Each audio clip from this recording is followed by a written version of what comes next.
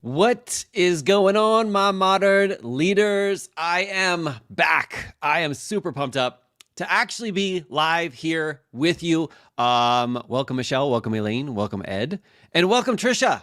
Super pumped to be diving into Extreme Ownership by Jocko, Willink, and Leif Babin. This is a really powerful book. We're going to dive in real quick.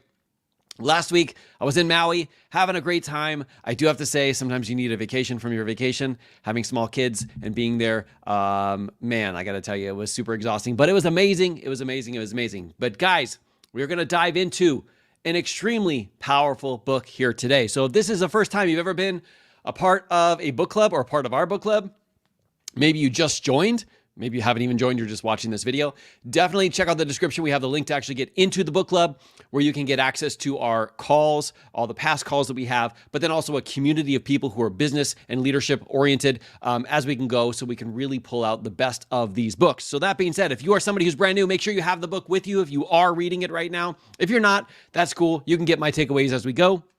But the power of this, as I'm losing my voice already, power of this is you being able to read it and really highlight what is most important and meaningful to you and bringing it here to the call, because during every single section, I'm going to ask you which part of this chapter or which part of this piece was like most loudest to you, spoke loudest to you. And the reason why is because we all read these books through our own sets of eyes.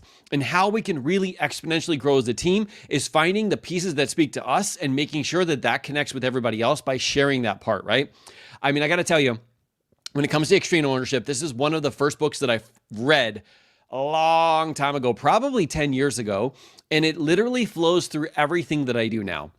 So when it comes to parenting, when it comes to me losing my 100 pounds, it was because of this book. When it comes to like business, being able to create my own life coach certification, being able to like get to the point where I can retire from my LAPD career at 20 years, right? All of those things had to do with this first step, which is taking extreme ownership. So yes, we're going to be talking about this in the respects of business, but it's also something that as you read, you're going to learn how you've done this in other areas and how it's been able to get you to level up. And like they say, when you can control the things that you can control, you can even control some of the things you thought you couldn't. And that's really the power of this book. Now, as I'm reading this, what's sticking out to me this time is different than what stuck out to me like the other 7 times that I read the book. So this time, I highlighted some very key points that I want to share with you guys here today, some things that are speaking really loudly to me. But I'm also at a different place in my journey than all of you guys are. We're all at a little bit of a different level of our journey when it comes to our personal growth, which is why when you can share it with everybody else, it is so powerful along the way. So you can all get your huge takeaways. Yes, Trisha, I have also been loving the book. Shelly, good morning. Good morning. I hope you're feeling better and that everything goes well in August. Okay. So here's what we're going to do for this book. This actually first call is going to be probably a little bit shorter than normal. And it's because we're only going to go into the preface, the introduction, I think that's what I call it, introduction, and then chapter number 1. Chapter number 1 is probably the most important thing of all because that's where he talks about the elements of extreme ownership. The first parts, I'm not going to go into reading any of the specific stories that he has unless it really relates to the lesson that I'm going through. But this is kind of like this book where it is a lot of things that Jocko, Willink, and Leif Babin, who were Navy SEALs, they experienced during being deployed, all right, in Ramadi. So there's a lot of great stories that are around here. And so here's the thing, like they were using these leadership skills that we're going to be talking about here to basically be able to stay alive, to be able to keep their people alive and stay true to the mission. Now, even though I was a police officer for 20 years, it is nothing comparable to what was in this book. And so as I'm reading this, yes, I'm like taking in some of the stories and seeing what they kind of had to go through, but also asking myself how these situations apply to leadership in this specific moment. Because like I said, this applies to all of the different areas that you're trying to lead. It could be you're trying to lead your family, trying to lead yourself, trying to lead other people when you're a coach. It could be any number of things. And yes, it is kind of like great to hear these stories and how it actually came to fruition out in the battlefield. But all these things are things that we could use inside of our own battlefield, the thing that we're going through, the thing that we're trying to conquer right now, the mountain that we're trying to climb, all right? So I really want you to, yes, listen to the stories in there, but also pull out the the universal principles that we can use in multiple areas of our life, because that's what I'm going to be doing, and I'm going to be asking you to do the same, all right? Because as modern leaders, we see things differently. So guys, welcome to Modern Leadership, where we see things differently. Maybe I should have started out with that. We help entrepreneurs become modern leaders so they can excel both in their personal lives and in their business without having to sacrifice family time or burning themselves out. We do that via short videos on Mondays and Thursdays. This book club also on Thursdays, which is live. And then we have longer workshops on Saturday. I actually have something else that I'm coming out with that is going to be for specific members only of our YouTube channel. I'm going to talk to you guys about that probably in a couple of weeks. I'm putting some stuff together. It's going to blow your minds. For those of you guys who do enjoy these kind of like content, we're actually going to make something very specific for people who are just members of our channel. I'll share all that details when we get there. But that's really how we do it, is we share shorter videos to give you like some of the ideas and concepts behind leadership. And then the longer workshops are generally like this, where we're diving deeper into personal situations and really being able to help people out, okay? So let's dive right into the preface, all right? One of the things that stuck out the most to me in the preface of this book was he said, after all, there can be no leadership where there is no team. Now, the reason why I think this stuck out to me is because when we think about leadership, like we think about leading people. But remember that we are always a part of our team, because the person that we're leading the most is ourselves. So I don't want you to just always think about it as you leading everybody else, which is important.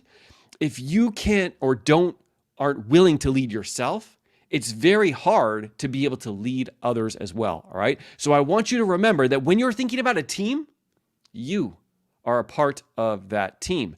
Not in a way to degrade yourself or to shame or guilt or humiliate yourself. That is not helpful. We found that out in Dare to Lead with Brene Brown, right?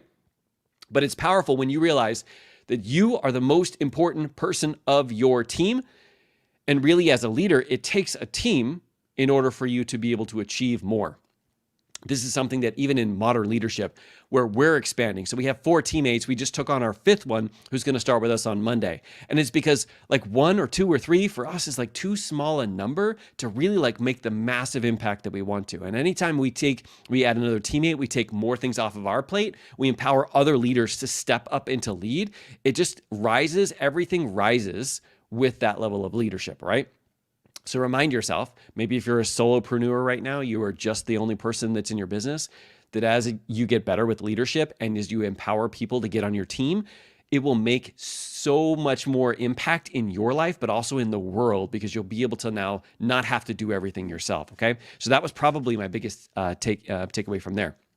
Now, one of the things that he talked about here also in the preface is we learned that leadership requires belief in the mission and unyielding perseverance to achieve victory, particularly when doubters question whether victory is even possible. Yes, we're talking about the battlefield, but we're also talking about your business. We're also talking about your personal weight loss journey. We're also talking about any time that you're going to battle, especially if there's haters, all right? Let me read this again, but I want you to look at it through your lens of business and through personal health and through whatever it is that you're tackling. Leadership requires belief in the mission and unyielding perseverance to achieve victory, particularly when doubters question whether victory is even possible.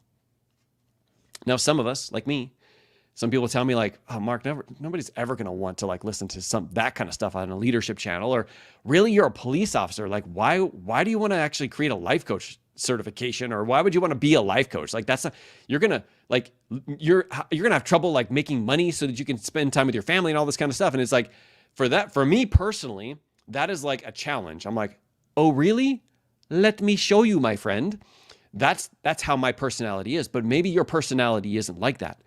But regardless, we have to realize that we have to have, number one, belief in the mission, that it's possible for us to achieve it.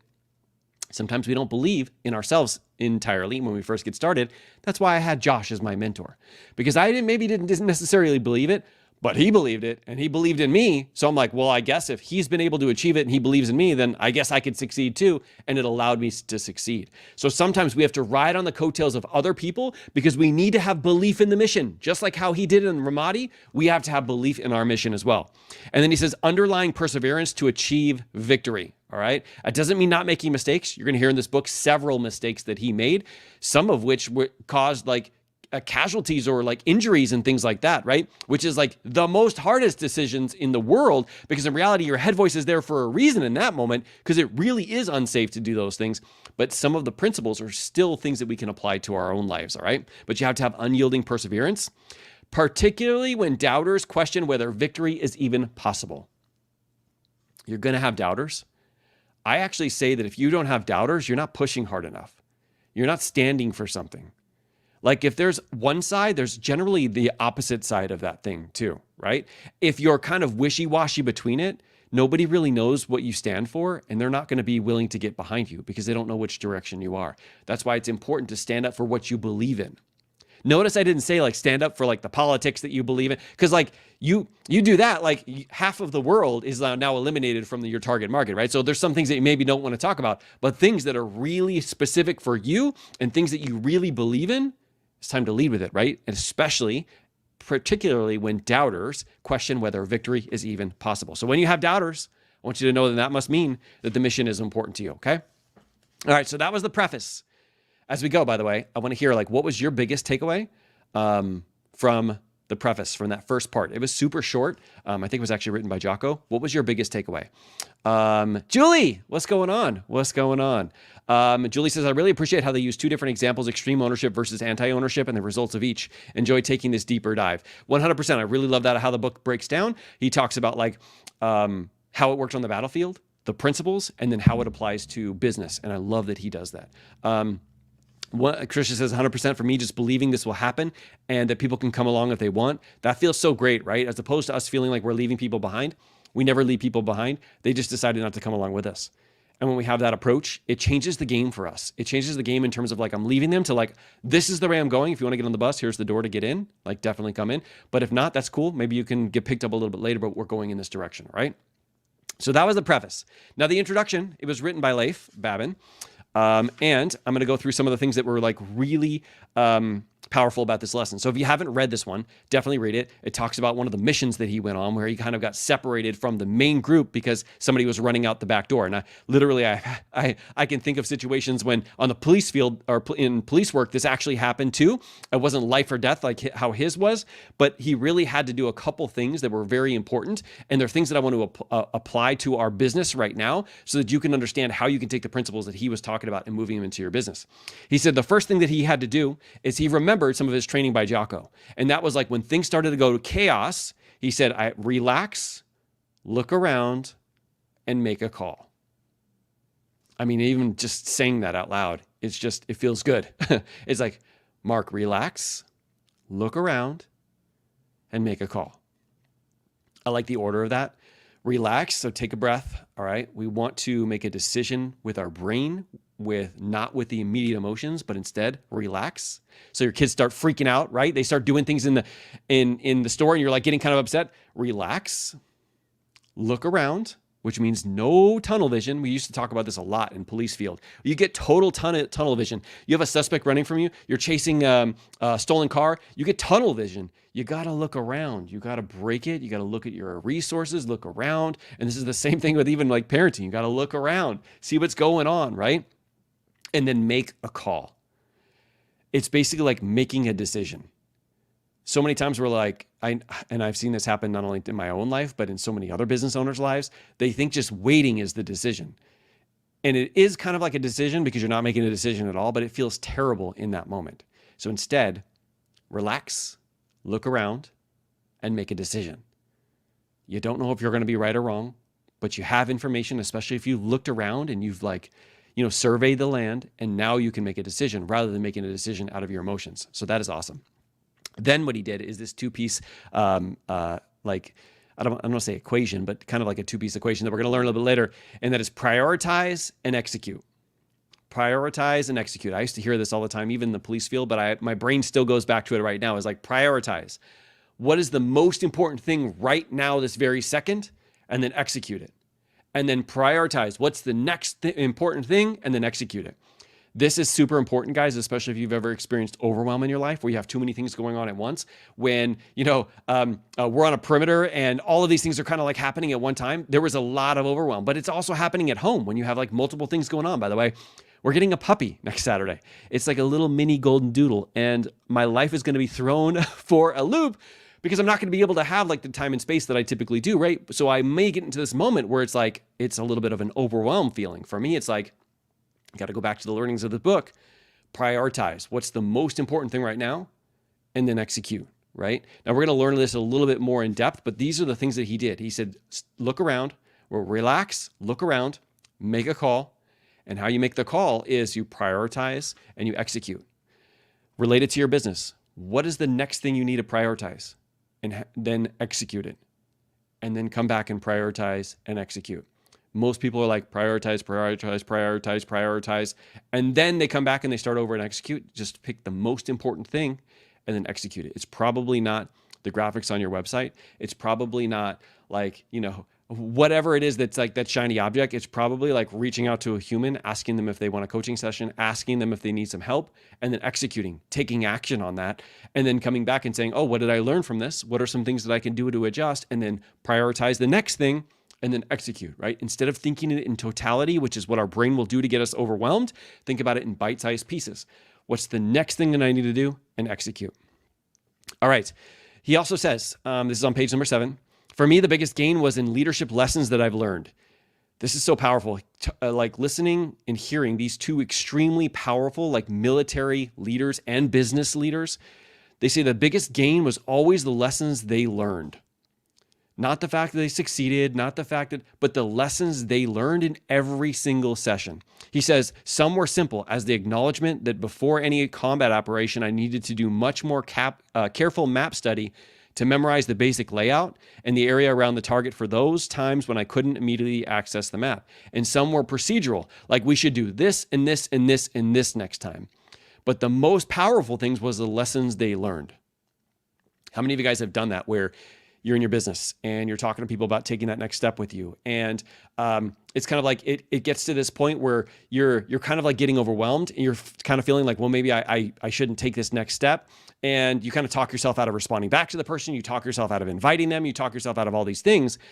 And you lose out on the greatest ability you have, which is to learn the lessons from that action.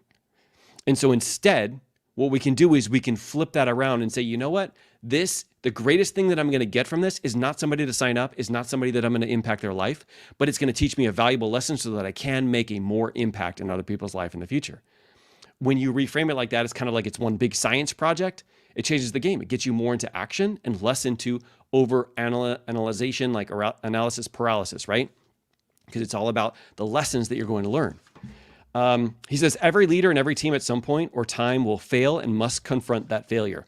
Remember, we don't learn the most valuable lessons from succeeding. We learn the most valuable lessons from failures, from times when we didn't do it right, from when we tried it and then we kind of like, man, that was terrible. We learned so many valuable lessons than just thinking of what it would have happened if that was the case. I mean, this is kind of the same thing. Like, have you ever had that moment where like in your head, it kind of makes sense, but when you say it out loud or when somebody else is like coaching you or you're saying something or having a conversation with somebody, you're like, that doesn't even make sense. It's because it's in your head, it makes sense. But when you say it out loud, it doesn't, because now it's just logic. Now it's just purely what you said. And it doesn't have all of those previous emotions and mixing of things together based off of the filter of your limiting beliefs. All right.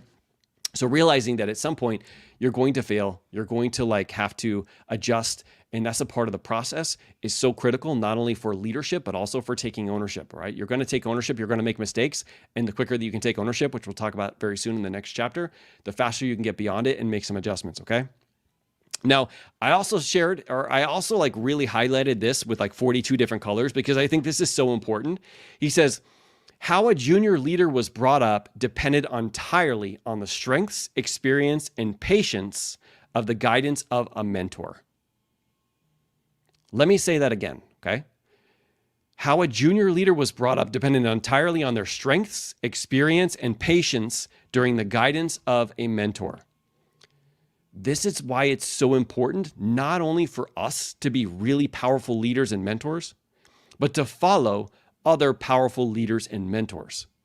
Because it's very easy for us to now take on the actions, take on the behavior, take on the thoughts, take on the feelings, all of those things, because we are surrounded by the right people. So I can't tell you over and over and over again how powerful it is for, number one, you to develop your leadership and pass it on to your kids, to your family, to your business owners. Maybe you have a team of people that you run in your business, right?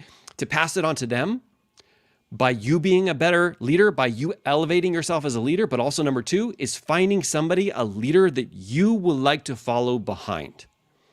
Like so many people, and I've seen this happen because it happened to me as well. And I keep saying that, but I just want to be totally honest. And that is like, you start following somebody because of something they have. But when you get it, or you get to that point, you realize, I don't want any of that because like, I'm not that type of personality. That's not my type of thing. Like, I wouldn't even enjoy that. And so we start chasing things that we don't even realize that we don't even want. And that I think is so critical. Like when you're following a leader, you got to follow a leader who has similar goals and values as you, because it's very easy for you to take on those goals and values, employ them into yourself, and then pass them on to others. So you have to be very cautious of, like we say, the 3 levels of reach, who you reach out to on the side and who you reach out to on the top, especially, because those things will literally shape you, not only as a leader, as a person, as a parent, is whatever it is. And so be very specific and particular about who you hang out with, because it's very easy to take on their actions, their beliefs, and their behaviors. So much so he literally wrote about it in this book, is that as you were going, the better leaders had better leaders to help teach them how to be great leaders. And if you didn't have anybody, you were just kind of winging it and you were just trying to pick up things all over the place, it was so much harder to be able to develop yourself into that leader. And it happened in the Navy SEALs. And I got to tell you, it happens in business, and it also happens in your personal life too. All right. And he said the same thing that Jocko said in the first part. He says, for this reason, a leader must believe in the cause for what they are fighting for. They must believe in the plan they are asked to execute. And most importantly, they must believe in and trust the leader they are asked to follow. So not only is it important for you to believe in the mission, but you have to sell that belief to the people that you are leading. So if I want my kids to do something, I have to sell the belief of doing this thing is the right thing and why and how it's going to benefit them, not necessarily benefit me. It was the same as police work. It's the same in business. It's the same in coaching. If I'm trying to get somebody to be open to be coached, number one, am I coaching myself? Do I have a coach? And number 3 would be like, am I selling them on the fact that being and having a coach is a powerful thing? It's something that's going to help them out tremendously. It's something that has helped me out tremendously, so that they can actually believe in coaching. Some of you guys, well, you know, I have a lot of coaches here because I run a life coach certification, right? So we have a lot of coaches who are here on the channel. Some of you guys, when it comes to like having calls and conversations with people, they haven't bought into the idea of coaching. And you showing them what coaching is like is a great idea, but also like the stuff that you share on social media, the stuff that you put out into the world, you have to make sure that those are breadcrumbs for you and your belief in what it is that you're doing and what it is you're selling, because you're using it yourself. But you have to build that bridge so they understand the power of coaching. Otherwise, people just think they get on and they have a good conversation. They have no idea what happens, right? And so it's this selling of the idea of like how powerful coaching is. You can do that on social media. You can do that on podcasts. You can do it on your YouTube channel. I happen to be doing that myself, right? And so it's really powerful of you selling that belief to others, because if they don't have the belief, they're not going to put full commitment in. They're not going to be taking the actions they need to take. And you could be coaching the same 2 people. One person believes in coaching because you sold it to them and they will change their life forever. And somebody else, you do the exact same coaching session. They don't believe in it. They don't take any of the actions because they don't have that belief in the program. And I know all of you guys who are life coaches, you guys understand how belief is so important because it drives your behavior. All right. Part number 1, chapter number 1, extreme ownership. So before we go, I want to read some of these different comments you guys have made. What was your biggest takeaway from what I just talked about right now in the introduction? All right. I want to hear about that. Shelly, I wrote that one down too. Leaders must own everything in their world. There is no one else to blame. Yes. This is like the last, one of the last, on the last pages, page 14, before we get into chapter number 1. I actually highlighted that one too. For this one, I want to make sure that when you think about like, there's no one else to blame, that you don't take this also as a shame or guiltful thing. All right. When it comes to blame, I don't think of it as like, I'm blaming myself, I'm not good enough. I think about it as like, if I want to control this, if I want to have a better outcome, I have to take responsibility for it. I like the word responsibility rather than blame, but I will take responsibility for it because there's nobody else who can take responsibility but me. And when I do that, I take ownership of it. And we'll learn later, when you do that, you have the power to make a different change. Amber, what's going on? I just saw you're here. What's going on? All right. Anthony says, wow, good stuff. What stuff, brother? Which stuff? What spoke loudest to you? Trisha says, yes, I keep talking myself into stuff now. Just one, then easier after. Yes. Julie says, I just figured out my takeaway. It all starts with picking the right mission and belief in the mission. Mark, your vacation shows well on you. Can you see that? I actually got a tan, guys. I actually got a tan. You can see the difference between my white background and my face now. I love it. And yes, a puppy, Julie. I'm going to need some help. It's going to be 8 weeks old. Michelle says, not every leader is meant for everyone. I have learned to find one or a few that really connect with me. Yes. Thank you for saying that, Michelle. Guys, maybe Jocko does not connect with you. Maybe just the way that he talks, the deepness of his voice, because he has an awesome YouTube channel. Maybe that doesn't connect with you. It doesn't mean there's anything wrong with you, and it doesn't mean there's anything wrong with him. We all connect with different people, with different energies, different likes, different dislikes. I don't make it mean something about them, and I don't make it mean something about me. I just say, oh, we're not compatible, right? I have people who I come across who steer me and rub me in the wrong direction, and I'm like, you know what? It's totally cool. They can have their own opinion. I can have my own opinion. There's nothing wrong with either of them. They're just our opinions, right? But at the same time, I will not follow and listen in on them or to them more because I get pulled in the wrong direction. Now, I do want to say that there are some people who do tug me in the wrong direction, but I still listen to their stuff. I still listen with an open mind of you know what? I can learn something here. What is something I can learn from them? But there's other people, and most of them are they have hateful kind of comments and stuff like that. I'm I refuse to listen to this. Sorry, just not doing it, not supporting the person, right? But there's some people example, Alex Hormozy. I love the way that he shares things. He's really straight and to the point, but he also can use shame, humiliation, and guilt a lot in his stuff. It doesn't mean I don't listen to him. I listen to him, but I make a decision of I'm going to listen to him, but also I'm not going to take everything that he says. I'm going to use it all with a grain of salt and think about what I can pull from that. But there's other people that people love around here. They're oh my God, I'll follow him. And I'm no, I don't listen to him because I purposefully choose and decide not to do that, all right? So I'm so glad that you made that comment because you're right, Michelle. Everybody has their own cup of tea, right? Yes, I like responsibility better too. Yeah, Shelly, I like using that word, just a different word, right? Somebody commented on one of my videos today and they're I don't like the word hard. I like the word difficult because the word difficult gives them the feeling it's difficult, but I can do it. And the word hard is something they don't like. It gives them a different feeling in the body. Remember, we all have different things that we've grown up with, all different experiences, all different subconscious minds that are kind of going on. So specific words can trigger you. Use something else. Find a different word. Responsibility better than blame, whatever it is. However it works for you is the best way. Not what Mark says, not what Jocko says, not what Ed or Shelly or anybody else says. What works for you, find that and lean into that, all right? Edward says, slowing things down, but remember to take action. Yes, Ed. Yes, but a great point. So slowing down, what sometimes that means to people is not taking action. No, slowing down just means take a few seconds so that you can bring your prefrontal cortex and you can make a decision. It's the reason why meal prepping works so well, because when you in the moment are well, I don't have to eat this food until tomorrow, you can make a conscious decision of okay, what's in alignment with my goals, and you can make that decision. But if you're in the moment, you're going by a I don't even know if they have those, a vending machine. Yeah, they have vending machines sometimes. You go by a vending machine, you're okay, what should I get? And it's kind of an impulse thing. It's not you slowing down to think about the effects of doing this thing, right? It's you using your emotions of I just want to eat. I want to eat something good. Let's do this, right? Versus actually slowing down, stopping, breathing, thinking, and then deciding, right? So it doesn't mean you take all day. It just means you take an extra few seconds. I love that. And Anthony says, prioritize and execute. I love that one, brother. I actually, would think about that anytime that I'm overwhelmed. I'm prioritize and execute. Kids are running around, everything's going on at once, prioritize. What's the most important thing right now? Okay, execute it. Next, prioritize, execute it. It just simplifies things. Okay, chapter number 1. I told you it's going to be shorter, guys, and I lied. I apologize. Okay, chapter number 1. We're going to go through this one really quickly. A lot of it is a story. It is a really powerful story. I would suggest that you go back and you read this story. But really what he talks about is he talks about a mission that he was a part of. He was the commander. He wasn't there specifically while the incident and stuff was going down. He came kind of mid-incident, and he realized what we call this in police and in military is a blue on blue. It's kind of your team versus your team. They think that each other is the bad guys, but in reality, they're both you guys.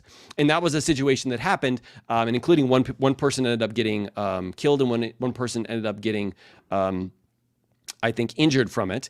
And one of the things that he did is when he went back afterwards, like, of course, there was a lot of people who were having conversations about, like, he's the incident commander is what they're kind of like called in the police field, but he's like in charge of the whole thing. He wasn't there doing all the direction, but he is the one in charge. And one of the things that happened is immediately afterwards, like, people started to tell him, okay, first off, you need to shut down all your operations. The person who's in charge is going to be there. We want you to have a meeting and explain everything that happened and who's to blame and all this kind of stuff. And so he started to put together all of the information to figure out, like, whose fault it was. And what he said, he started to put stuff together, and he said, as we debriefed, it was obvious that there were some serious mistakes made by individuals both during the planning phase and on the battlefield during execution. Plans were altered. Nobody sent a notification. The communication was not good. It was ambiguous and confusing. Some people adjusted their plan, decided to go down different directions without telling anybody at all. And he says the list went on and on, but something was missing. He says, as he was going through this, he said there was a problem, some piece that I hadn't identified, and it made me feel like the truth wasn't coming out. So he started to ask himself, who was to blame? He said, despite all the failures of individuals, of units, of leaders, and despite the myriad mistakes that had been made, there was only one person to blame for everything that had gone wrong during the operation. He says, me. He said, I had to take complete ownership of what went wrong, because that is what a leader does, even if it means getting fired. Think about that for a second. Is when something goes wrong, it's so easy to go, well, it was this person who actually took those actions. It's this person who went this direction. It was this person who did this. It was my kids that did this. And it's very easy to shift that blame. It's like one of the most easiest things to do. It's where my brain typically goes to as well. But as a leader, if we really want to step up as a leader that we truly can be, we need to take ownership of our part of the equation. He's in charge of the entire movement of everything. That means all of the training he did, all of the pre-briefing he did, all of the conversations he had, the people he decided to put into a leadership role, the people he decided to let go out there and hold the radio frequencies and all that kind of stuff. They were all set in motion by him. Even if it wasn't him who initially did it, he's still in charge of all of that. And when he got together and they started to have this conversation with the people who were in charge, he made sure that everybody knew that he was to blame. As a matter of fact, when he was in the meeting, he said, I initially called the meeting. Everybody was there. He started to ask, who's to blame for this? And what's crazy is all of the other people who were in the room who started to take blame for their part of the equation. Guys, this is what extreme ownership is. Like in a few minutes, I'll read that specific piece that really spoke to me. But when you take ownership, you now empower other people to take ownership of their part. If you start pointing fingers, and instead of you pointing in the mirror, you start pointing through the window, everybody else is going to follow suit. It's the worst thing you can do for your unit is to allow others to take that blame without you taking it so that they can see this is the way that we model the behavior. So while he was doing this, a couple different people were like, it's me because I did this. It's me because I went this direction. It's me because I didn't lay down the communications. It's me because of this. And he kept saying, no, it's not you. Who's to blame? And he got to the end and he said, finally, I took a deep breath and said, there's only one person to blame for this. It is me. Now he says it was a heavy burden to bear, but it was absolutely true. I was the leader. I was in charge and I was responsible. Thus, I had to take extreme ownership of everything that went wrong. He says, despite the tremendous blow to my reputation and my ego, it was the right thing to do. He said he also apologized to the wounded SEAL, explaining that it was his fault that he was wounded, and we were lucky that he wasn't dead. He said, looking back, it is clear that despite what happened, the full ownership I took of that situation actually increased the trust of my commanding officer and master chief in me. If I had passed the blame onto others, I suspect I would have actually been fired. Deservedly so. He says the SEALs in the troop who did not expect me to take the blame respected me more after I had taken full responsibility for everything that had happened. They knew it was a dynamic situation caused by a multitude of factors, but I owned them all. When you take ownership of your part of the equation, everybody else knows that it's not your ownership to really take. I promise you, like when you have a leader who's like, this is all my fault, and you played a part in it, which most likely we are, we start to think about how that applies to us and what part we can take ownership of and what part we want to step up and go, no, it's not you, boss. It's also my fault because of X, Y, and Z. Can you see how the ripple effect of taking ownership can literally change your entire organization, your entire life? This is also one of those pieces where when you run into people who have struggles, especially as a coach, and they're struggling to get through something, and they're struggling with taking ownership of their part, you got to take ownership of your part. Sometimes it's even verbalizing some things that you have to take ownership of because you still show up as a part for them. And when you're able to take ownership of your part and your kids see you taking ownership of your part, they're more likely to take ownership of theirs. It's one thing that I had to work through a lot when I was trying to become, I still am trying to become a better father, but like when I was like way more terrible than I am right now as a father, is I used to blame them for certain things that would come up. When I started blaming myself for them and verbalizing it out loud, and it's my fault that this happened, that's when they start taking responsibility for themselves. This is a really powerful lesson, and reason why this chapter is so important is because as a leader, you have to take responsibility for everything, even the things that maybe you don't have, that you didn't do that specific thing, but you were still in charge. He says the principle is on any team, in any organization, all responsibility for success and failure rests with the leader. The leader must own everything in his or her world. There is no one else to blame, and the leader must acknowledge mistakes and admit failures, take ownership of them, and develop a plan to win. Now, we didn't really talk about this, but when he went through his plan and he blamed himself, he didn't just blame himself and stop. That's where I see some leaders make mistakes too. They take ownership themselves and they stop. They don't learn the lesson. They don't come up with a plan. They don't have the next step for the next mission and pull out all the wisdom that that failure just did for them. And so this is where you can run into problems where you fail and you fail and you fail and you fail. And before you know it, you're like, I'm just not getting anywhere. And it's because you're not sitting back, taking ownership, and then developing a plan to win next time. Remember, the greatest thing that Leif Babin said that he got from all of these was the leadership lessons he learned every single time. Whether everything went perfectly, and he's like, hey, what are some lessons that we can learn, right? Which is why, like, if you could do this all over again, what would you do differently is such a powerful life coaching question, because you can go back and you can pull out some of those things and go, this is what I would do differently. I know it went great, but this is what I'll do differently next time to make it even better. But of course, when you have failures, you also equally have to analyze it and ask yourself, what can I do differently next time? And by doing that, you're going to continually get better as you and as a team. He says, when a leader sets an example and expects this from his junior leaders within the team, the mindset develops into the team's culture at any level. Think about this, guys. The greatest opportunity we have with extreme ownership is not only for us to take ownership of it, because it gives us the power to change it. If I didn't take ownership of it, I couldn't change how I showed up in that specific incident. Maybe I would switch the leaders. Maybe I would switch who'd be in certain positions. Maybe I would switch like the communications beforehand. Maybe I would switch like all of these things are within my control. And now I can control the things that we said, like you can't normally control, but I can when I take ownership of it, because that gives me the ability of seeing what I can do to change the outcome, right? But what happens when we develop this and we lean into this and we practice it in front of our people and we show them when we make mistakes and we take ownership of it?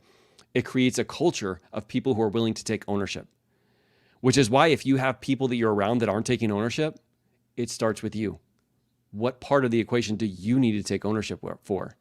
And how can you model that behavior so that they start doing it? Remember, pointing fingers is never helpful. Now, I'm not going to go into this last story in here, but he talks about like in this business situation, how it applied, where this VP of like operations was struggling with like implementing a new plan. And he kept going to the board and telling them that it was everybody else's fault. And this is what he's been doing. And he's been trying this and nobody's like been buying in and everybody's been pushing back. And Jocko got him to see that it's not the board's fault. And it's definitely not the people that you lead their fault. It's your fault. You have to take ownership of your part of the equation. You got to figure out new ways of doing things, maybe putting different people in different positions, but you have to take ownership. Pushing it off to somebody else and like thinking like, oh my God, what are they going to think about me if I go to the board and I say, hey, it's not them, it's me. They're going to potentially fire me.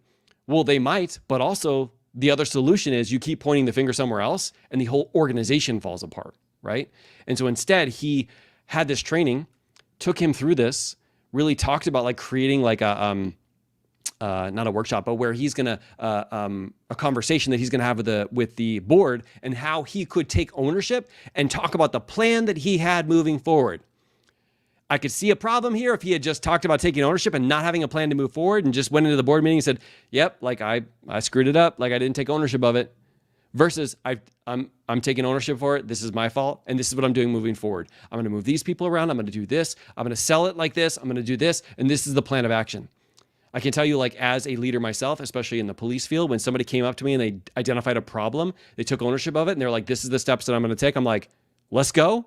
And I'm going to give you more responsibility because obviously you know what you're doing. You're willing to take ownership and you're willing to make the adjustments along the way. So it's so important to take ownership. Literally, the rest of this book has to do with you taking ownership. And there's many different other avenues that we're going to go down. The next one is no bad teams, only bad leaders. But it's all about this part. Anytime you're reading this book, I want you to start back to taking extreme ownership. Everything else in this book, it's the fundamental piece. If you don't take ownership of your part of the equation, you're not going to be able to show up as a leader that they need you to. Whether you're in the battlefield, you're in your home with your family, you're on the street as a police officer, you're coaching somebody through a coaching session, whatever it is, you have to take ownership of your part. This last part, I'll read to you, and then I want to hear your takeaways from chapter number 1. He says, the list started with what he was going to do differently, not about what other people needed to do. So now the VIP had his own way of taking extreme ownership. When we take ownership, we don't say what the other people are going to do. We say what we are going to do. And when we lead with what we are going to do, that is when you know that you've taken ownership. If it's about other people and what they're going to do, that's not taking ownership. That's pushing it off onto someone else. We talk about what we can do to influence others in order to get them to take action. All right. That is where extreme ownership is. All right, guys. First 2 chapters, introduction and chapter number 1 in the books. Super pumped up for next week. I'm actually going to continue reading, of course, and pull out probably like chapter 2, 3, maybe 4. I don't know. The chapters are a little bit long and we'll jump back in. But I do want to hear, what was your biggest takeaway from today's call? What was your biggest takeaway? Elaine, putting that up on the screen. You are a powerhouse. All right. Elaine says, well, when I'm wondering why people aren't making progress or taking action, I will look at the mirror instead of looking in the window, right? So looking at the window is pointing to someone else, and instead you're going to look in the mirror. I love that so much. Just remember not to use shame, guilt, or humiliation, or that there's something wrong with you. Lean into, this is my responsibility, and I can change how I show up and be the best version of me. And that's the only thing that I can do for them. I can't make them be successful, but what I can do is take ownership of my part and see how best I can show up.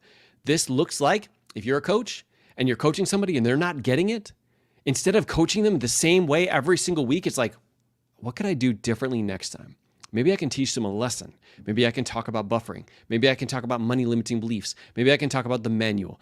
Maybe I can talk about all these master coach skills that I can use to try and help them. Instead of just doing the same thing over and over and over again and saying it's them, it's them, it's them, think about, how does this apply to me? I love that, Elaine, so much. And then yes, Elaine, I can look in the mirror without fear, shame, guilt, or judgment. Exactly. Remember, it's a great story to have, is like extreme ownership is me taking control of the things that I can control so I can even produce a better outcome in the end, all right? It's not mean to beat me up. It's mean so that I can get better, make better impact, make more impact, and influence people in the right direction.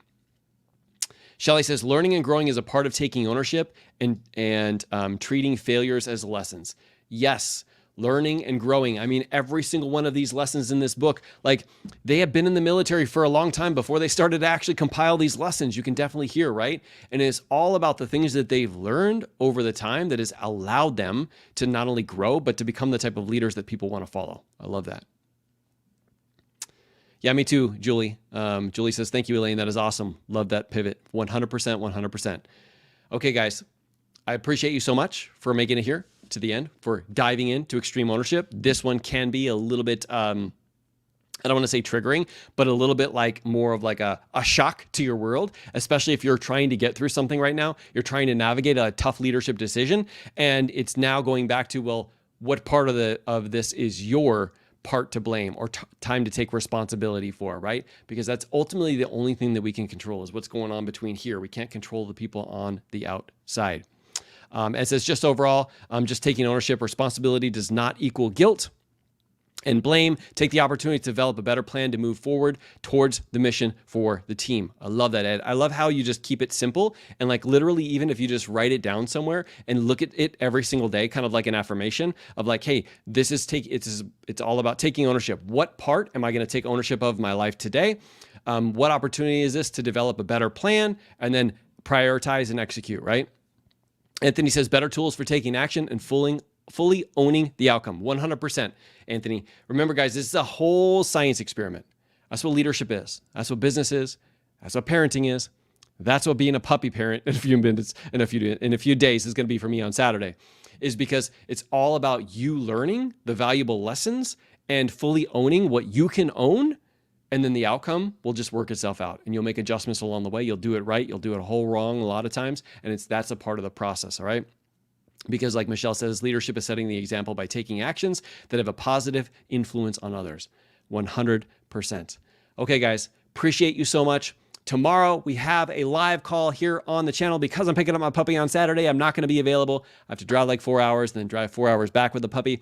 But we're going to have a powerful training tomorrow, same time as today. It's going to be about the 10 most essential business tools that every person needs to have to save a ton of time in their business. So we're going to dive into that tomorrow. If you have a business, if you think it would be interesting to learn what those 10 powerful tools are, we're going to be sharing that tomorrow morning. I appreciate you guys so much. Thank you for what you do out there every single day as a leader, taking extreme ownership and taking it to the next level. I appreciate you for doing that. Thank you for leading from the front, and I'll see you guys tomorrow. All right, bye, everybody.